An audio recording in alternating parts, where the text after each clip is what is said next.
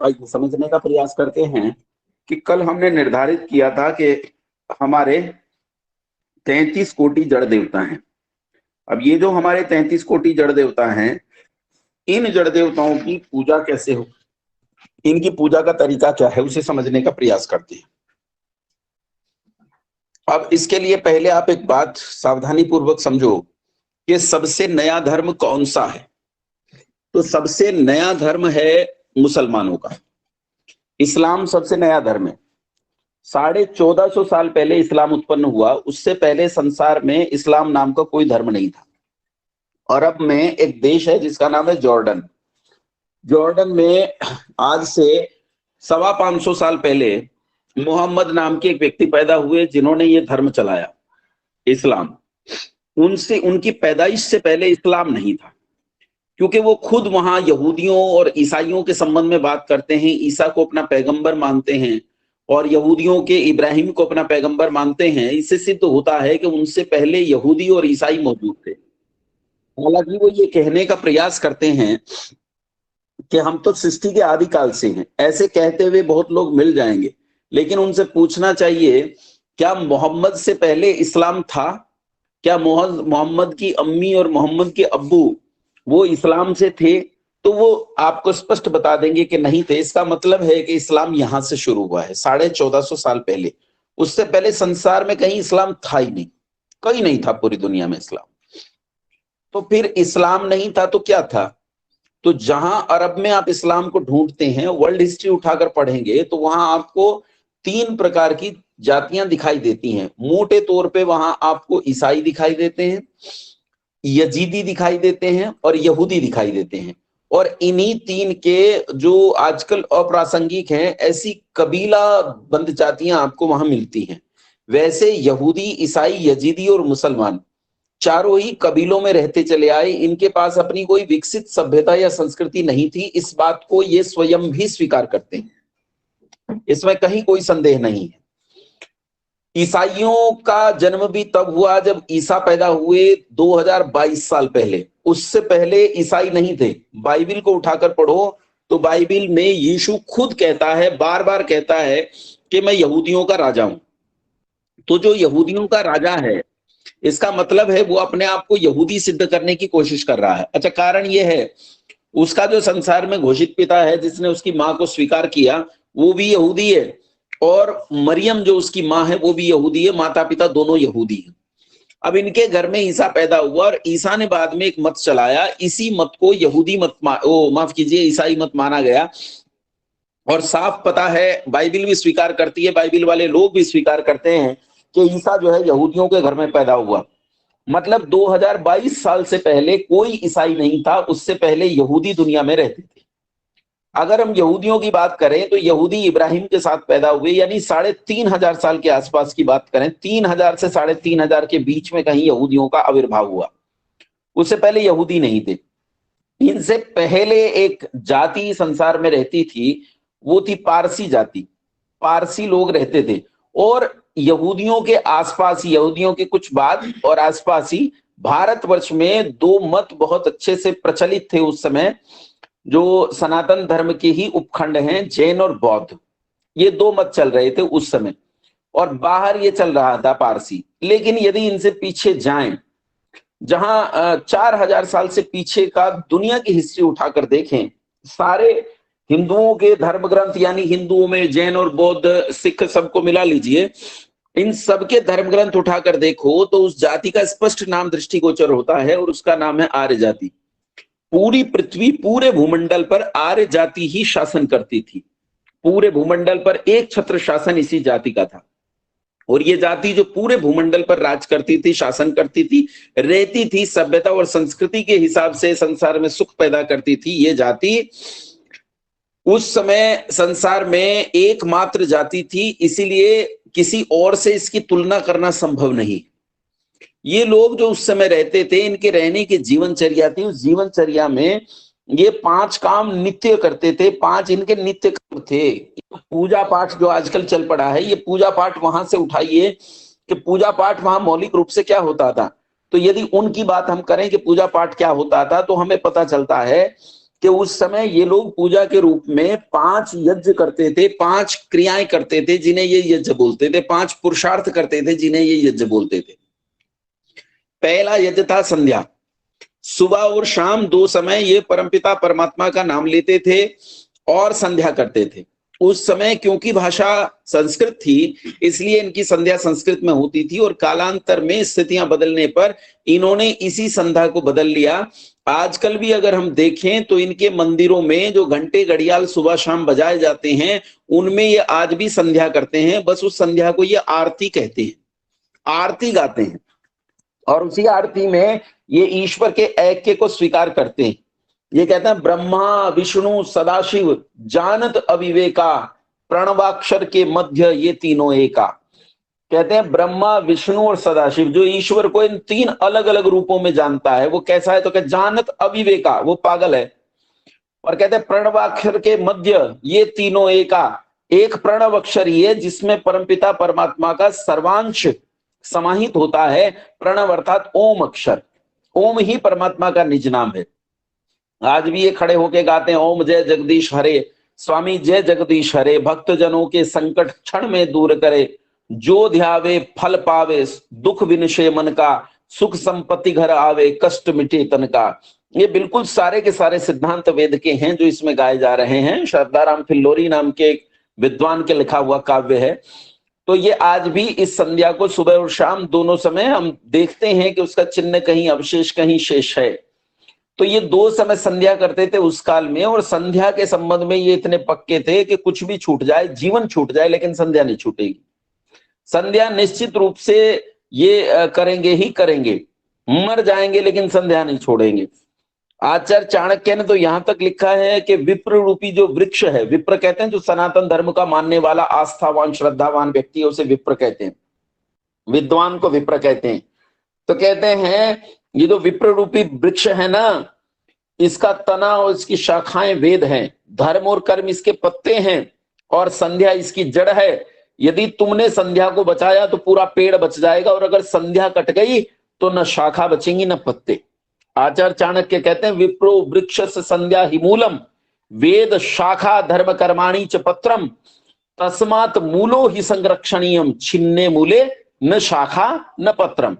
कहते विप्र रूपी जो वृक्ष है, संध्या उसकी जड़ है, वेद और उसकी शाखाएं जो है उसका तना है, वेद है उसका तना और उसकी शाखाएं, धर्म और कर्म उसके पत्ते हैं। यदि इस पेड़ को बचाना है तो पत्ते बचाने की जरूरत नहीं, शाखा और तना बचाने की जरूरत नहीं, जड़ बचाने की जरूरत है। जड़ बची तो सनातन धर्म बचेगा, संध्या बची तो सनातन धर्म बचेगा, अन्यथा सब डूब जाएगा। और ये संध्या के प्रति इतने कृत संकल्प और दृढ़ होते थे कि अगर कोई संध्या न करे तो उसे समाज तक में स्थान नहीं देते थे। कहते थे यो न तिष्ठति पूर्वाम यो न पासते पश्चिमाम स साधु बहिष्कार्य सर्वस्मात् द्विजकर्मण, कि जो सुबह और शाम दोनों समय संध्या न करे उसे उसके समाज के सारे काम में उसे च्युत करके उसे बाहर निकाल देना चाहिए, यानी हुक्का पानी बंद। ये 2 समय संध्या करते थे। संध्या के बाद ये यज्ञ करते थे। यज्ञ भी 2 समय होता था जिसे अग्निहोत्र बोलते हैं, सुबह और शाम। ये 16 आहुति सुबह और 16 आहुति शाम को बैठकर उस हवन कुंड में डालते थे। प्रतिदिन का काम था ये इनका। में आप लोग कितनी समय भोजन करते हो? तो सावधानी पूर्वक देखो तो आप में से अधिकांश लोग 2 समय भोजन करते हैं। हाँ, कुछ कुछ विशेष भी होंगे, महापुरुष भी होंगे जो 3, 4 और 5 बार भी भोजन करते होंगे, वो एक अलग विषय है। लेकिन 2 बार तो भोजन सब करते ही करते हैं। इस 2 बार के बिना भोजन कोई करे बिना रह नहीं सकता। अच्छा, आपसे कोई कहे कि 2 समय भोजन ना करो, हम आपको एक ही समय भोजन देंगे, तो आपको कैसा लगेगा?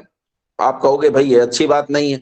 अच्छा, कोई आपसे ये कहे कि नहीं 2 समय भी नहीं, 1 समय भी नहीं, आपको हफ्ते में केवल 1 दिन रविवार के दिन भोजन मिलेगा, तो आप प्रसन्न होगे कि कुपित? आप तो कुपित हो जाओगे। और आपको कोई ये कहे कि 1 महीने में 1 बार भोजन मिलेगा, तब तो आप महाकुपित हो जाओगे। और आपको कोई कहे कि जब मेरी समझ में आ जाए तब भोजन दे दूंगा, साल में 1-2 बार, मर्जी मेरी है, भोजन तू भूखा मर चाहे जिंदा रहे, मैं अपनी मर्जी से भोजन दूंगा, तब तो महाकुपित हो जाओगे। देवताओं का भोजन करने का तरीका ये यज्ञ कुंड है, हवन कुंड है। इस हवन कुंड में अग्नि जलाकर 16 कोर सुबह खाता है देवता और 16 कोर शाम को। देवता खाता कैसे? तो कहते हैं अग्निर्वै देवा नाम मुखम, अग्नि जो है वो देवताओं का मुख है। आपको यदि देवताओं को कुछ खिलाना है तो अग्नि में डालना पड़ता है, इसलिए हमारे पूर्वज अग्नि जलाकर उसमें घृत की आहुतियां देते चले आए। तो सुबह 16 कोर खाता है इसी मुख में और शाम को 16 कोर खाता है। लेकिन आप यज्ञ कब करते हो, आप देवताओं को भोजन कब देते हो, अपना अपना सोचो। हो सकता है आप में से एक दो लोग ऐसे हों तो दोनों समय भोजन देते हो अपने देवताओं को, कुछ ऐसे भी होंगे जो एक समय भोजन देते हो, पर कुछ तो ऐसे हैं जो साल भर में एक बार भी भोजन नहीं देते, यज्ञ नहीं करवाते। तो देवता किसके कुपित होंगे, आजम खान के? देवता तो तुम्हारे कुपित होंगे। शनि किसका कुपित होगा, मंगल किसका कुपित होगा? जब तुम देवताओं को भोजन नहीं देते तो तुम्हारा ही देवता कुपित होगा, तुम्हारा शनि तुम्हारा मंगल कुपित होगा। फिर पंडित जी के पास जाते हो, पंडित जी कहते हो तुम्हारा मंगल जो है गलत घर में चला गया। भाई गलत घर में तो चला ही जाएगा, जब इस घर में खाना नहीं मिलेगा तो बेचारा किसी और घर में जाएगा। कल्याण ही किसी और के घर में चला गया, मंगल मतलब कल्याण, कल्याण ही किसी और घर में चला गया, तब तुम सोचो तुम पर कृपा कैसे हो सकती है, तुम प्रसन्न कैसे हो सकते हो? तब धक्के खाते घूमो। इसीलिए 2 समय यज्ञ करना, 2 समय अग्निहोत्र करना अनिवार्य अंग है, इसमें अनध्याय नहीं हो सकता, नहीं हो सकता, नहीं हो सकता। कुछ लोग कहते हैं देखो जी मैं बड़ा व्यस्त रहता हूं तो इसीलिए मैं 2 समय भोजन नहीं कर सकता, मतलब देवताओं को 2 समय भोजन नहीं दे सकता है, वो इतना व्यस्त रहता है। मैंने कहा कभी कभी इतना व्यस्त भी होता है कि खुद भूल जाए एक समय भोजन करना। बोले नहीं ये तो नहीं भूलता, यानी खुद के भोजन के लिए व्यस्त नहीं है पर देवता को भोजन देने के लिए व्यस्त है। तू तेरा भगवान ही भला करेगा, हम तो नहीं जानते कैसे भला होगा। पहला यज्ञ ब्रह्म यज्ञ संध्या, दूसरा देव यज्ञ अग्निहोत्र जो मैंने बताया, और तीसरा होता था पितृयज्ञ। पितृयज्ञ यानी माता पिता की सेवा। अच्छा मैं प्रश्न कर रहा हूं, उत्तर अपने मन में दे लेना। मुझे ये बताओ माता पिता की सेवा मरे पीछे होती है कि जीवित रहते? जीवित रहते होती है। मरे पीछे कौन सेवा कर सकता है भाई, किसकी सेवा कर सकता है? तुम इंदिरा गांधी की सेवा करके दिखाओ, कर सकते हो? नहीं कर सकते हो, मर गई बेचारी। जब जीवित थी तभी सेवा की जा सकती थी, अब उसकी सेवा कोई नहीं कर सकता। इसीलिए जीवित माता पिता की सेवा करना, शुश्रूषा करना, ये पितृयज्ञ कहलाता है। यही पितृयज्ञ कुछ लोग मरे पीछे करते हैं। साल भर में एक महीना आता है, उसमें 15 दिन होते हैं, उन्हें श्राद्ध का महीना बोलते हैं, कहीं कहीं उन्हें कनागत बोलते हैं। सारे साल में मरे पीछे पितरों की सेवा उस 15 दिन में निकालते हैं, उस दिन भोजन देंगे। सारा साल मरे भूखे, कोई मतलब नहीं। अरे भैया जीवित माता पिता की सेवा करना, शुश्रूषा करना, इसी का नाम क्या है? इसका नाम पितृयज्ञ। इसके बाद आता है बलि वैश्वदेव यज्ञ। बलि वैश्वदेव यज्ञ होता है कि ये जो इकोसिस्टम है, इस इकोसिस्टम को जिंदा रखने की जिम्मेदारी हमारी। पूरा परितंत्र हमसे जिंदा है। यहाँ जो पक्षी हैं, यहाँ जो चींटियां हैं, जो गाय है, कुत्ते हैं, बिल्लियां हैं, मछलियां हैं, सांप हैं, सब कुछ जो इकोसिस्टम में है, इस इकोसिस्टम को जिंदा रखने की जिम्मेदारी हमारी। इसलिए इकोसिस्टम के परितंत्र के लिए हमारी जो जिम्मेदारी बनती है उस जिम्मेदारी को पूरा करना। जो निराश्रित है उन तक भोजन पहुंचाना, जो हम पर ही आश्रित है। तो पहली रोटी किसकी निकालते हैं आप सब जानते हैं, पहली रोटी किसकी? गाय की। और आखिरी रोटी किसकी? कुत्ते की। और कैसे रंग के कुत्ते की? काले रंग के। तो पीला और नीला भूखा मरे है। बस यही पक्षपात तुम्हें जो है पाप में गिरा देता है। अरे भाई जो हम पर आश्रित है किसी भी तरह से, उस हरेक के लिए भोजन निकालना। आजकल तो प्रथा ही उल्टी चल पड़ी है। पहले चींटी निकल आती थी तो माए उस पर आटा डाल देती थी, वो अपना अपना आटा लेकर चली जाती थी। आजकल तो लक्ष्मण रेखा आती है, चींटियों का काम ही खत्म, ले तेरी हत्या कर देंगे। तुम्हारा भला कौन करेगा? तुम तो खुद ही जीव जंतुओं की, कुत्ते को लाठी मारते हो, गाय को घर में आने नहीं देते। कुछ लोग कहते हैं मैं तो गाय को रोटी देता हूं। मैंने कहा कौन सी गाय को? बोले जो घर में पाल रखी है। तो ये बलि वैष्णोदेव यज्ञ में नहीं आएगा, वो निराश्रित गाय थोड़े, उसका तो तू दूध पीता है, बदले में उसे रोटी देता है। चारा डालने की जिम्मेदारी तेरी है। जो गाय निराश्रित है उस तक उसका भाग पहुंचना चाहिए, निराश्रित पक्षियों तक दाना पहुंचना चाहिए, निराश्रित मछलियों तक दाना पहुंचना चाहिए, निराश्रित कुत्तों को भोजन देना चाहिए। जो भी निराश्रित है उन तक उनका भाग पहुंचाना, ये बलि वैष्णोदेव यज्ञ। उसके बाद आता है अतिथि यज्ञ। अतिथि यज्ञ कहते हैं जो बिना तिथि के घर पर आ जाए, शर्त यह है कि वो विद्वान हो, उसे भोजन करवाना, ये अतिथि यज्ञ कहलाता है। अगर वो विद्वान है तो बिना तिथि घोषित किए अचानक आ धमके तो उसकी सेवा करना, शुश्रूषा करना, ये अतिथि यज्ञ में आता है। कुछ लोग कहेंगे बिना तिथि का आतंकवादी और डाकू भी आ जाता है। हाँ तो बिल्कुल आता है, और उसकी भी सेवा करनी चाहिए। बल्कि वो घर पर आ जाए तो मोहल्ला इकट्ठा करो और ऐसी सेवा करो, ऐसी सेवा करो कि फिर सेवा लाने के सेवा मांगने के लायक ना बचे। सेवा जरूर करनी चाहिए, लेकिन ब्रह्मचारी और व्याभिचारी की सेवा में अंतर करो, बस इतना अंतर रखो। ये 5 यज्ञ ये आर्य लोग हमेशा किया करते थे और इनमें अनध्याय आने नहीं देते थे। अच्छा, इन आर्यों से बिगड़कर बने कौन? पारसी। पारसियों को पूरी दुनिया में देखो, पूरी दुनिया में पारसी जहां भी रहते हैं, वो दिन में उनके घर में एक हवन कुंडी बनी होती है, दिन में 5 बार उसमें वो कुछ न कुछ डाल के आहुति देते हैं। अब वो ये तो भूल गए कि पंचमहायज्ञ क्या थे, लेकिन आज भी वो उसका छिन्न स्वरूप बिगड़ा हुआ यज्ञ आज भी करते हैं। पारसियों से बिगड़कर बने यहूदी, तो यहूदी दिन में 5-5 बार मोमबत्ती जलाते हैं। वो ये तो भूल गए यज्ञ कैसे होता है, कौन कौन से यज्ञ थे, किस यज्ञ को करने की क्या विधि थी, लेकिन आज भी उसका प्रतीक स्वरूप बिगड़ा हुआ दिन में 5 बार मोमबत्ती जलाकर उसका पालन करते हैं। यहूदियों से बिगड़कर बने ईसाई। ईसाइयों ने कहा ये यार दिन में 5 बार जलाने का काम बेकार है, चर्च में जाओ एक ही बार मोमबत्ती जला दो। तो वो चर्च में जाते हैं और मोमबत्ती जलाते हैं। ध्यान से देखो तो उनके मोमबत्ती स्टैंड में 5 मोमबत्ती रखने की जगह होती है। आज भी उन्होंने पंचमहायज्ञ को छोड़ा नहीं है। ईसाइयों से बिगड़कर बने मुसलमान। मुसलमानों ने कहा यह आग जलाने का काम ही बेकार है, तो उन्होंने कहा दिन में 5 बार ईश्वर का नाम ले लो, बस यही पंचमहायज्ञ है। तो मुसलमान दुनिया में कहीं भी रहते हैं, वो आज भी 5-5 बार जोर से चीख चीख कर ईश्वर की पूजा करने का जो भी उनका तरीका है वो करते हैं। उन्होंने भी पंचमहायज्ञ को नहीं छोड़ा, इनमें से किसी ने नहीं छोड़ा। अच्छा, किन्होंने छोड़ दिया? किन्होंने छोड़ दिया भाई? उन्होंने छोड़ दिया जो आर्यों के सीधे वंशज हैं, तुम लोग छोड़ दिया। जैनियों ने, बौद्धों ने और हिंदुओं ने, सिखों ने, इन्होंने छोड़ दिया। और ये उनके सीधे वंशज हैं। उनके सीधे वंशज होने के बाद भी इन्होंने उस पंचमहायज्ञ को करना छोड़ दिया। आज इनके घरों में पंचमहायज्ञ पूरी तरह विलुप्त हो गए और इसका कारण है ये निरंतर घटते जा रहे हैं, जो कर रहे हैं वो निरंतर बढ़ रहे हैं। यहूदी रोज ताकतवर हो रहा है, ईसाई रोज ताकतवर हो रहा है, मुसलमान रोज ताकतवर हो रहा है, वो लगातार बढ़ रहे हैं जो उस पंचमहायज्ञ को करते हैं। तुमने छोड़ दिया, तुम लगातार घट रहे हो, विनाश की ओर जा रहे हो, और फिर प्रश्न पूछते घूमते हो कि मेरे घर में नुकसान क्यों हो रहा है। तुम अपनी क्रियाओं, अपने पूर्वजों के परंपराओं, उनके सिद्धांतों, उनकी उनकी उनकी बताई हुई रीतियों नीतियों को मानने के लिए तैयार नहीं हो तो तुम्हारा भला कौन करेगा। इसलिए बंधुओं, तुम इन देवताओं की पूजा करना शुरू करो, और इन देवताओं की पूजा का तरीका है सुबह और शाम 2 समय संध्या किया करो। संध्या कैसे करते हैं उसका एक व्यवस्थित वीडियो गुरुकुल के ब्रह्मचारियों का आपकी जो ग्रुप्स हैं उनमें डाल दिया जाएगा। अग्निहोत्र यानी यज्ञ कैसे किया जाता है उसका एक व्यवस्थित वीडियो ब्रह्मचारियों द्वारा किया गया आपके ग्रुप्स में डाल दिया जाएगा। उस पर ऊपर लिखा हुआ मंत्र भी आएगा, और मंत्र के साथ ब्रह्मचारी उच्चारण भी कर रहे हैं, वो उच्चारण भी आपको साफ साफ सुनाई देगा, यानी आप पढ़कर उस उच्चारण को सीख भी सकते हो। इसके साथ साथ संध्या और यज्ञ की एक पीडीएफ फाइल भी आपके बीच में ग्रुप्स में डाल दी जाएगी। वो पूरा का पूरा एक व्यवस्थित स्वरूप आपके बीच में डाल दिया जाएगा। अब देखो, समझा मैंने दिया है, और साधन आपको मुहैया करा देंगे हमारे संयोजक लोग, हमारी टीम आपको साधन मुहैया करा देगी। अब भी आप न करो तो भाई मैं क्या करूं, मैं इससे ज्यादा क्या कर सकता हूं। इसलिए आपको ये निश्चित रूप से करना प्रारंभ कर देना चाहिए। माता पिता की सेवा आप घर में करते ही हो, बलि वैष्णोदेव यज्ञ को नित्य कर्म बनाओ और अतिथि ढूंढ ढूंढ कर लाओ। अतिथि मुख्य रूप से 4 होते हैं, ब्रह्मचारी, वानप्रस्थी, सन्यासी और विद्वान गृहस्थ। इन्हें हम अतिथियों के रूप में मानते हैं। अगर तुम्हारे घर में किसी दिन अतिथि ने भोजन नहीं किया तो समझो वो दिन अच्छा नहीं गया है। इसलिए कहीं से भी ढूंढ कर लाओ, अतिथि लाओ, विद्वान को लाओ, भोजन कराओ, या जैसी भी सेवा शुश्रूषा कर सकते हो वैसी करो, और प्रसन्नता से अपने सुख को बढ़ाने का प्रयास करो।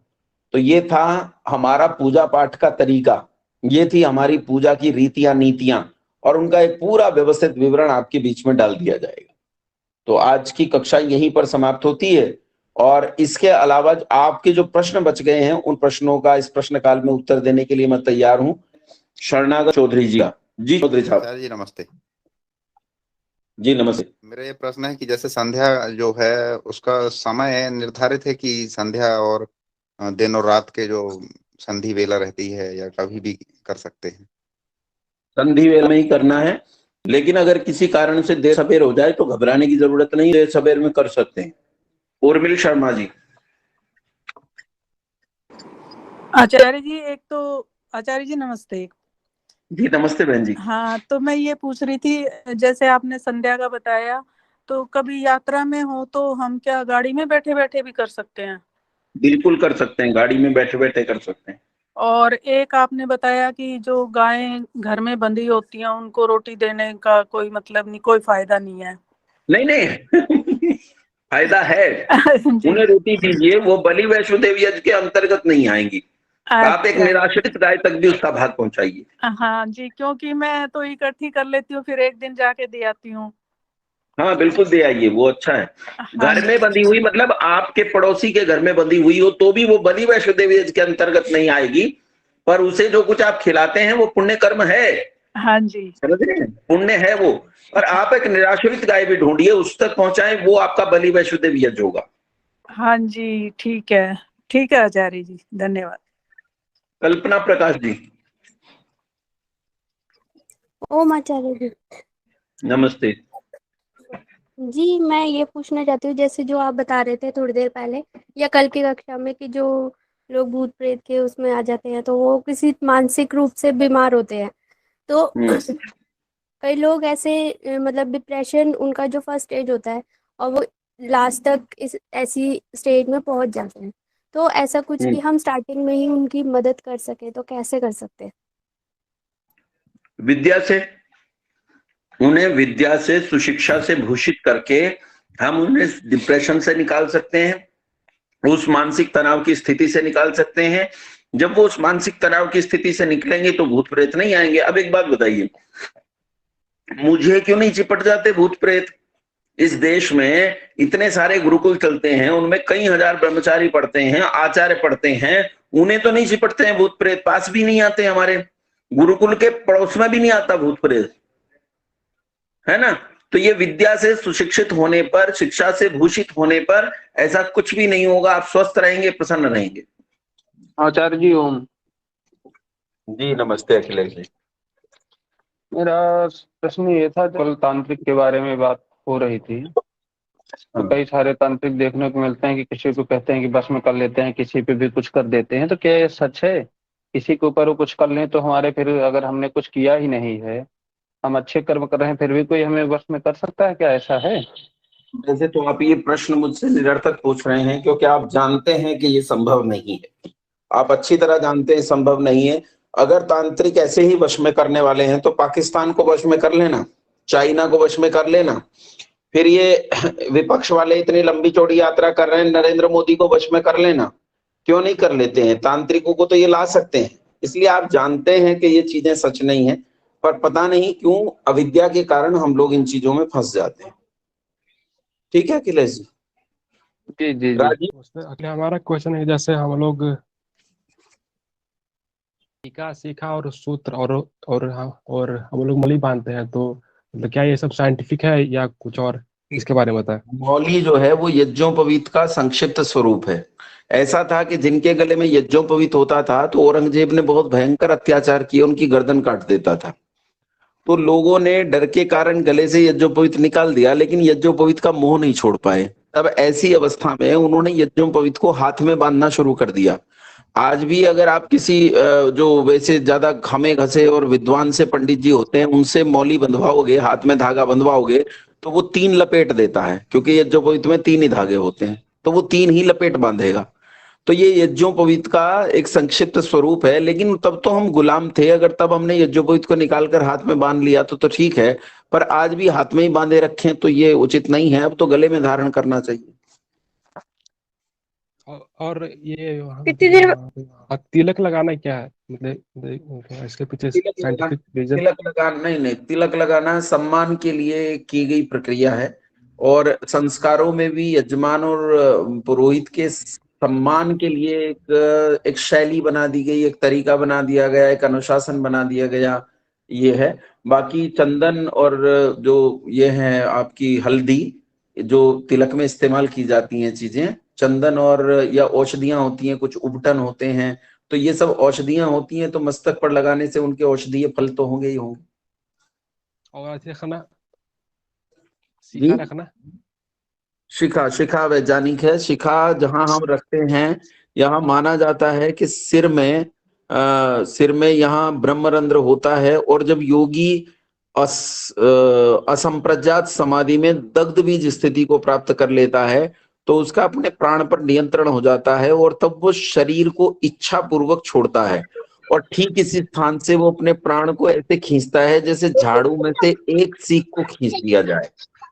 ऋषि दयानंद सरस्वती के संदर्भ में प्रसिद्ध बात है कि दीपावली के दिन उन्होंने पूछा था अपनी ये आपके आसपास शोर है, थोड़ा शोर से दूर हो जाइए या माइक बंद कर लीजिए। उन्होंने पूछा था कि आज दक्षिणायन है या उत्तरायण है, उन्होंने पूछा था शुक्ल पक्ष चल रहा है या कृष्ण पक्ष चल रहा है, और ये सब सोचकर उन्होंने इच्छा पूर्वक अपने प्राणों का उत्सर्ग किया था। पितामह भीष्म के संबंध में भी ऐसा आता है कि उन्होंने इच्छा से अपने प्राणों का त्याग किया था। ऐसे अनेक योगियों के उदाहरण हमारे इतिहास में मिलते हैं जिन्होंने इच्छा पूर्वक प्राण त्यागे। जी मतलब आपको बहुत बहुत धन्यवाद। इसके अलावा शिखा हमारी ड्रेस है, जैसे मुसलमान सिर पर टोपी रखता है इसी तरह हमें चोटी जरूर रखनी चाहिए। रिंकू सिंह जी। प्रणाम गुरु जी। प्रणाम। गुरु जी, एक दुविधा है, उसका समाधान कर दीजिए। जी। हम काफी दिनों से देख रहे हैं, हम जिस संगठन से, अपने संगठन एक ही है, बाकी समझ गए होंगे आप कि हम हिंदुओं को काफी समझाते समझाते थक चुके हैं। हाँ।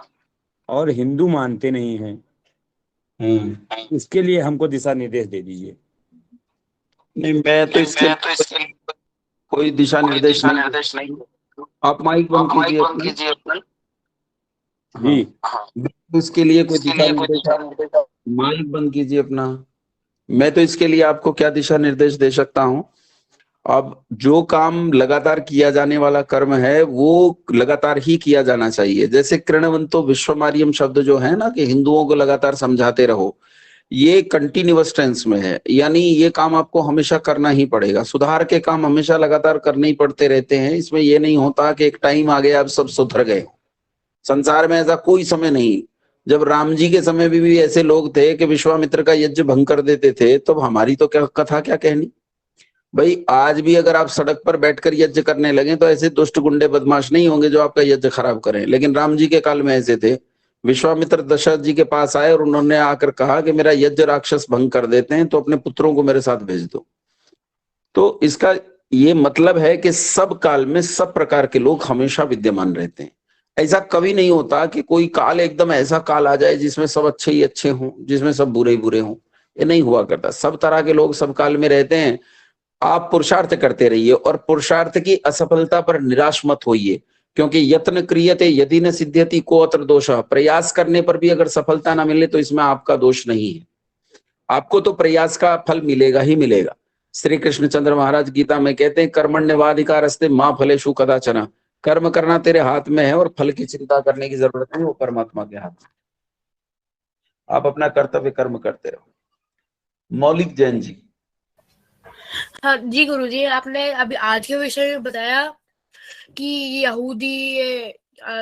यहूदी वगैरह और ये मुसलमान वगैरह ये संध्या करते रहते हैं, और आपने 3-4 चीजें और बताई थी, एक बार वो फिर से बता दीजिए। अरे संध्या वंध्या नहीं करते बेटा, ये तो ये मतलब मैंने ये कहा था कि उन्होंने अपनी तरह जो पहले कहते थे कि जान चली जाए लेकिन संध्या ना छूटे। हाँ देखो, ये अपनी नमाज के प्रति इतने दृढ़ है कि नहीं है। तो 5 यज्ञ हैं, लिख लो। पहला ब्रह्म यज्ञ है जिसे संध्या कहते हैं। दूसरा देव यज्ञ है जिसे अग्निहोत्र कहते हैं।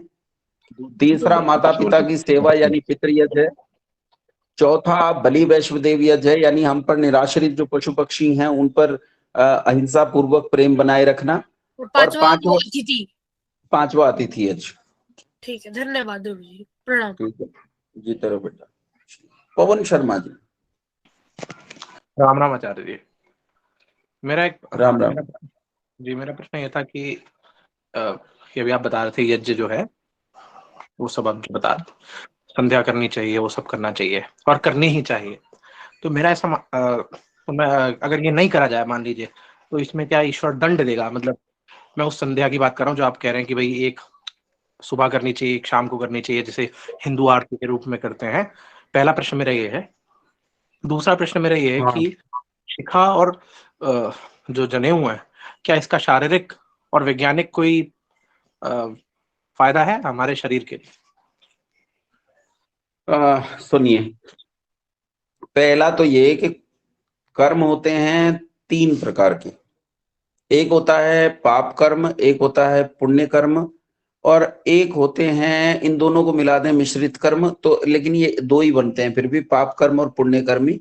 मिश्रित कर्म जैसे खेती मिश्रित कर्म है, क्योंकि इसमें पुण्य भी हो रहा है और पाप भी हो रहा है। पाप इसलिए हो रहा है कि हमारे फावड़े के नीचे आगे कुछ जीव जंतु मर जाते हैं, या हम पेस्टिसाइड छिड़कते हैं, उससे जीव जंतु मर जाते हैं, तो इतना पाप हो रहा है। और भाई हम लाखों लोगों का पेट भर रहे हैं, तो ये पुण्य कर्म है। तो मिश्रित कर्म के अंतर्गत खेती आता है। इसे व्यापार आदि में भी इस प्रकार का होता है। एक होते हैं पुण्य कर्म जो विशुद्ध रूप से सुख पैदा करते हैं, एक होते हैं पाप कर्म जो विशुद्ध रूप से दुख पैदा करते हैं, और एक होते हैं कर्तव्य कर्म। कर्तव्य कर्म वे होते हैं जिनके बिना हम रह नहीं सकते। जैसे सुबह शौच करना, तो शौच करना हमारा कर्तव्य कर्म है, लेकिन इस कर्तव्य कर्म को करने का आपको कोई पुण्य नहीं मिलता। आप ये नहीं कह सकते कि मैं शौच करके आया हूं, देखो मैंने दुनिया पे कितना उपकार किया, कि आज मैं सुबह उठा और मैं शौच करके आया, कितना लाभ मैंने दुनिया का कर दिया है। तो ये तो आपका जीवन है भैया, आपको नित्य कर्म, आपको आपका कर्तव्य कर्म है, आपको करना ही पड़ेगा। आप दंत धावन करते हैं, आप अपने दांत मांजते हैं, ये आपका कर्तव्य कर्म है। आप ये नहीं कह सकते मैंने दांत मांज के दुनिया पे उपकार कर दिया। तो इसे करने का कोई लाभ आपको नहीं मिलता है, लेकिन इसे छोड़ने का पाप आपको लगता है, इसकी हानि होती है। जैसे शौच करना छोड़ दीजिए, देखिए कितने दिन तक छोड़ सकते हैं, 2 दिन, 4 दिन, 6 दिन, महीना, 1.5 महीना, फिर क्या होगा, फिर मर जाओगे। मतलब इस कर्म का आपको पाप लगता है। पर आप जो उदाहरण दे रहे थे आचार्य जी, वो तो देखिए फिजिकल नहीं है, शौच करना, वो सब करना। संध्या करना मेरे हिसाब से कोई फिजिकल नीड तो नहीं है। अगर हम कहें कि भाई अगर मैं आज संध्या नहीं करूंगा तो मैं मर जाऊंगा, ऐसा तो नहीं है। या मैं 10 दिन संध्या नहीं करी तो मैं मर गया, ऐसा भी नहीं है। तो क्या हमारा इतना छोटा है, इतना संकीर्ण मानसिकता का है कि भाई अगर हमने संध्या नहीं करी, कोई व्यक्ति अपने जीवन के अपने तौर तरीके से जीना चाहता है, तो उसे उसे दंड दे दिया या ऐसे कह दिया कि भाई पाप की श्रेणी में आता है? हाँ, ये पाप की श्रेणी में आता है। और ये तो बिल्कुल नहीं है, जैसे आपने कहा कि एक आदमी अपने तौर तरीके से जीवन जीना चाहता है, बिल्कुल अपने तौर तरीके से जीवन जी सकते हैं। जैसे जंगल में पशु अपने अपने तौर तरीकों से जीवन जीते हैं, मनुष्यों का जो समाज है वो एक सामाजिक प्राणी के रूप में होता है, और सामाजिक प्राणी को सामाजिक वर्जनाओं को मानना ही पड़ता है। जो सामाजिक वर्जनाओं को नहीं मानते, अब कोई ये कहता है कि स्त्री पुरुष जो हैं परस्पर बच्चे पैदा करते हैं, संबंधों से पैदा करते हैं, लेकिन वो संबंध, ये आवाज बंद करिए, किसकी खुली है, माइक बंद करिए, मुझे अब मेरी आवाज लौट कर आने लगती है। तो अब ये स्त्री पुरुषों के जो परस्पर संबंध हैं जो खुले नहीं होते, छिपे होते हैं। अब कोई कहे मेरी मर्जी, लोगों ने गीत भी बनाए, मैं चाहे ये करूं, मैं चाहे वो करूं, मेरी मर्जी। तो मेरी मर्जी से दुनिया नहीं चलती है। ये मेरी मर्जी वाली बात सब जगह लागू नहीं होती है। आपके अधिकार वहां खत्म हो जाते हैं जहां मेरी नाक शुरू होती है। आप सड़क पर चल रहे हैं तो सड़क पर चलने के नियम बनाए जाते हैं। अगर सब लोग ये कहने लगे, हर वाहन वाला ये कहने लगे मुझ पर इसकी क्या जरूरत लागू है, तो कभी भी इस सड़क पर लोग चल नहीं पाएंगे, जाम ही लगा रहेगा, या फिर एक्सीडेंट्स ही होते रहेंगे, या लोग मरते रहेंगे। इसी तरह कुछ सामाजिक कर्तव्य होते हैं, जिन सामाजिक कर्तव्यों की अवहेलना करने से समाज बिगड़ सकता है। संध्या शब्द का वास्तविक अर्थ है सम्यक ध्यानम इति संध्या, और इसके संबंध में कहते हैं स्वाध्याय प्रवचनाभ्याम मां प्रमदितव्यम। स्वाध्याय और प्रवचन में कभी प्रमाद नहीं करना चाहिए, यानी स्वाध्याय हमेशा करते रहना चाहिए। स्वाध्याय का मतलब है आप अपनी चीजों के बारे में जानकारी हमेशा करते रहो, अपनी सूचनाओं को अपडेट करते रहो। अगर आप अपनी सूचनाएं अपडेट ही नहीं करेंगे, अपने ज्ञान को अपडेट ही नहीं करेंगे, तो आप पिछड़ते पिछड़ते पिछड़ते पिछड़ते एक दिन पशुओं की श्रेणी में चले जाएंगे। इसलिए यदि मनुष्य बने रहना है तो आपको अपनी सूचनाओं, अपने ज्ञान को निरंतर अपडेट करना पड़ेगा। इसी अपडेट करते रहने के तरीके का नाम संध्या है। इसी अपडेट करते रहने के तरीके का नाम यज्ञ है। संध्या और यज्ञ को आप रूढ़िवादी और दकियानुसी तरीके से ना देखें कि केवल बैठकर टन टन पुं करना है, या फिर मंत्र के 2-4 मंत्र पाठ करने हैं उसी से होगा। ये तो प्रारंभिक है, शुरुआत है। इसके आगे आप इसे क्या करेंगे वो मैं आपको आने वाली कक्षाओं में बता दूंगा।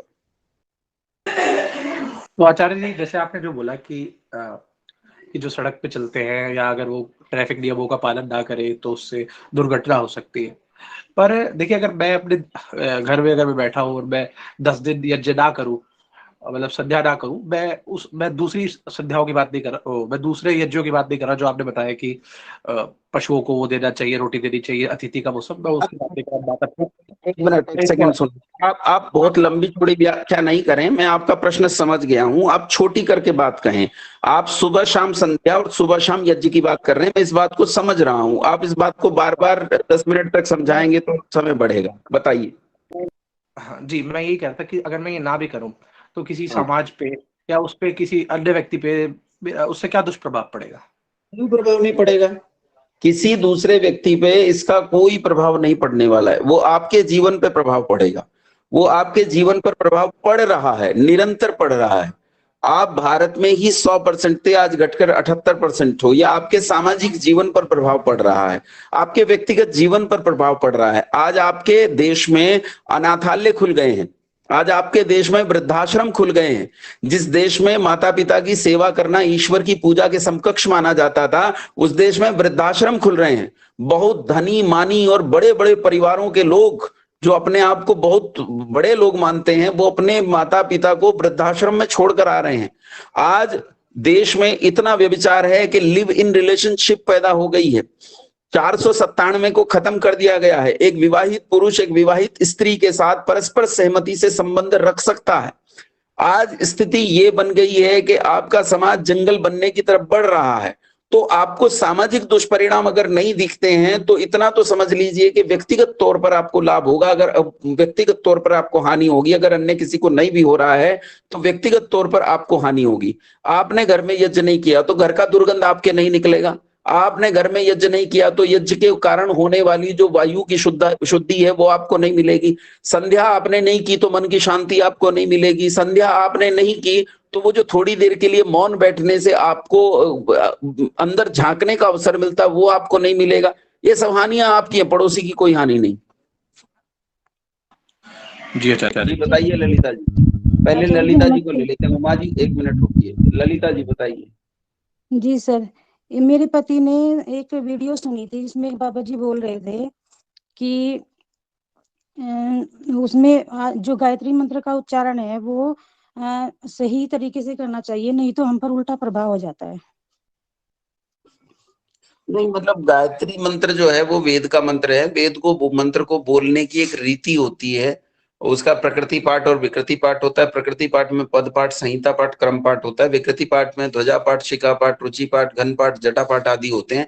ये वेद को सुरक्षित रखने की रीति है। अगर आप वेद मंत्र को बिना इन रीतियों के बोलते हैं तो वेद मंत्र की वैसी रक्षा नहीं हो पाती है जैसी रक्षा हम उन प्रकृति और विकृति पाठ से कर सकते हैं। बाकी इसका कोई उल्टा प्रभाव कि आप कोई जादू टोना कुछ हो जाएगा या आपके जीवन पर कोई नुकसान हो जाएगा, ऐसा कुछ नहीं होने वाला। वो झूठ बोल रहे हैं। जी धन्यवाद। अपूर्व निधि जी, ये आखिरी प्रश्न है हमारा, समय हो गया प्रश्नकाल का। अपूर्व निधि जी। प्रणाम आचार्य जी। जी मेरे प्रणाम। दो प्रश्न हैं। एक जनेऊ से रिलेटेड, जैसे आपने बताया मौली उसका संक्षिप्त रूप ले लिया है, तो मौली तो हम स्त्रियां भी बांधते हैं, तो क्या जनेऊ स्त्रियों के लिए भी है? हाँ, जनेऊ स्त्रियों के लिए होता है। हमारे जितने पुराने मंदिर हैं, अगर आप देखें 2000 साल के आसपास के जितने पुराने मंदिर हैं, उनमें जो स्त्रियों की मूर्तियां हैं, उन मूर्तियों के सबके गले में यज्ञोपवीत है। मैं अभी मध्य प्रदेश में गया था, ककन मठ नाम की एक जगह है, वहां 1100 साल पुराना मंदिर है जो इंटरलॉक्ड पत्थरों से बनाया गया है। मतलब वो पत्थर इतने भयंकर, इतने बड़े बड़े पत्थर हैं कि जेसीबी से भी उठाकर नहीं रखे जा सकते हैं। जेसीबी की औकात नहीं है कि उन्हें उठाकर रख सके। लेकिन कैसे उन पत्थरों को एक के ऊपर एक और चिने नहीं गए हैं, वो इंटरलॉक किए गए, एक के ऊपर एक बैलेंस बनाकर रखे गए हैं और उस बैलेंस से ही उस पूरे मंदिर को बनाया गया है। उस पर अद्भुत मूर्तियां बनी हुई हैं। वो मूर्तियों में स्त्रियों की मूर्तियां हैं। और मैं आचार्य प्रशांत जी के साथ था तो मैं वहां मूर्तियों को देख रहा था कि मूर्तियों के कंठ में सबके यज्ञोपवीत था। तो स्त्रियां यज्ञोपवीत पहनती होंगी तभी तो मूर्तियों के कंठ में यज्ञोपवीत की कल्पना की गई और बनाया गया। तो फिर ये संस्कार हम लोग के साथ तो हुआ ना, जबकि हम लोग ब्राह्मण कुल में जो होते हैं, तो फिर इसको कैसे ग्रहण किया जाए? वो तो बहन जी आपके साथ तो इसलिए नहीं हुआ क्योंकि आप तो उसमें है ना, नीच योनि में है आप। तो स्त्री शूद्रो न धीयताम, स्त्री और शूद्र को वेद पाठ का अधिकार नहीं है। अगर आप वेद का मंत्र सुन लें तो आपके कान में उबलता हुआ शीशा भरवा देना चाहिए, आपकी हत्या कर देनी चाहिए। ऐसी मूर्खतापूर्ण बातें बीच के काल में बहुत सारी चली हैं, जहां स्त्रियों के साथ बहुत बुरा व्यवहार किया गया है। लेकिन हमारे यहाँ स्त्रियों का आप देखिए कि एक पौराणिक कथा आती है, काल्पनिक कथा है कि जब राम जी अश्वमेध यज्ञ करने के लिए बैठ गए तो पुरोहित ने कहा कि आपकी पत्नी कहाँ है? उन्होंने कहा जी पत्नी तो अभी साथ नहीं है। तो पुरोहित खड़े हो गए, फिर मैं तेरा यज्ञ नहीं करवा सकता, क्योंकि यज्ञ का वास्तविक अधिकार उसे है जिसके साथ पत्नी मौजूद हो, और पत्नी बिना यज्ञोपवीत के यज्ञ में हिस्सेदार नहीं हो सकती, बिना यज्ञोपवीत के कोई यज्ञ कर नहीं सकता, क्योंकि यज्ञ करने का जो उपवीत है, वस्त्र है, वो यज्ञोपवीत है। इसलिए सभी स्त्रियों और पुरुषों को यज्ञोपवीत पहनना अनिवार्य रूप से होता था। जिनका नहीं हुआ है वो इसी कारण से नहीं हुआ। बाद में कुछ लोगों ने इस यज्ञोपवीत में देखा कि 3 धागों के स्थान पर 6 धागे पहनने शुरू कर दिए। हमने पूछा भैया 6 धागे क्यों पहन रहे हो? तो वो 3 पत्नी के भी खुद ही पहन लिए भाई साहब ने, 3 अपने और 3 पत्नी के, और 6 धागों का यज्ञोपवीत पहनने लगे। तो ये अधिकारों का हनन है, ये पुरुषवादी समाज की मानसिकता है कि स्त्रियों का शोषण और दोहन किया जाता है। वास्तविकता यह है जितने विद्या के क्षेत्र में अधिकार पुरुषों के हैं, उतने ही विद्या के क्षेत्र में अधिकार माताओं के हैं। आचार्य याज्ञवल्क्य एक यज्ञ में गए और वहां 10,000 गौओं को राजा ने कहा कि जो ये मानता हो कि मैं सबसे विद्वान हूं वो गैया खोल कर ले जाए। तब आचार्य याज्ञवल्क्य ने अपने छात्रों से कहा कि गैया खोल लो। वो जानते थे कि यहाँ मौजूद विद्वानों में कोई भी उनका सामना नहीं कर सकता। तब वहां एक कन्या थी, बहुत कम आयु की एक कन्या। उस कन्या ने गाय की रस्सी को पकड़ लिया और कहा, ऋषिवर ऐसे तो नहीं ले जा सकते हैं, शास्त्रार्थ करने के लिए यदि यहाँ अन्य कोई उपस्थित नहीं है तो मुझ बालिका के साथ कीजिए, मैं शास्त्रार्थ के लिए प्रस्तुत हूँ। और गार्गी उनके सामने बैठ गई। गार्गी ने उनसे कई प्रश्न पूछे थे शास्त्रार्थ में। हालांकि गार्गी बालिका थी, याज्ञवल्क्य बहुत विद्वान थे, उन्होंने उसके सारे प्रश्नों का समुचित समाधान दिया, बाद में गलत प्रश्न करने पर डांट भी दिया। लेकिन कुल मिलाकर बात यह है कि हमारे यहाँ तो ऐसी विदुषी कन्याएं और स्त्रियां होती चली आई, ऋषिकाएं हुई हैं। जैसे वेद में ऋषि हैं ऐसे ही ऋषिकाएं भी हैं। इसलिए यहाँ तो स्त्रियों का स्थान, अरे जब हम ईश्वर को ये बताते हैं ना, ईश्वर के साथ संबंध जोड़ते हैं, तो पहला संबंध उसके साथ स्त्री वाला जोड़ते हैं। क्या कहते हैं? त्वमेव माता च पिता त्वमेव। हम ये नहीं कहते त्वमेव पिता च माता त्वमेव, पहले माँ को लिया जाता है। और जहां विद्या ना देने पर शत्रु बनाने की बात कही जा रही है, तो श्लोक कह रहा है माता शत्रु पिता बैरी ये न बालो न पाठित। तो हम हर स्थान पर जो ऊंचा स्थान हमने दिया है वो माँ का स्थान दिया है। माँ से ज्यादा बड़ा स्थान हमारे यहाँ नहीं है। यज्ञोपवीत का अधिकार सबको है। आपकी रही बात यज्ञ की कि मैं इस संस्कार को कैसे कराऊं, तो किसी भी पुरोहित को, विद्वान पुरोहित को, या तो आप ग्रुप में जैसे विकास जी का नंबर है, या जो उस पर आपके पास जो लिंक आता है ना, लिंक पे 2 नंबर पड़े हुए हैं, आप उस पे मैसेज करेंगे तो वो आपको बता देंगे कि यज्ञोपवीत संस्कार यदि आप कराना चाहें। तो आप हैं कहाँ से? वाराणसी से। हाँ, तो वहां आपको मैं बता देंगे हम आराम से कि वाराणसी में कौन आपका यज्ञोपवीत संस्कार करा सकते हैं।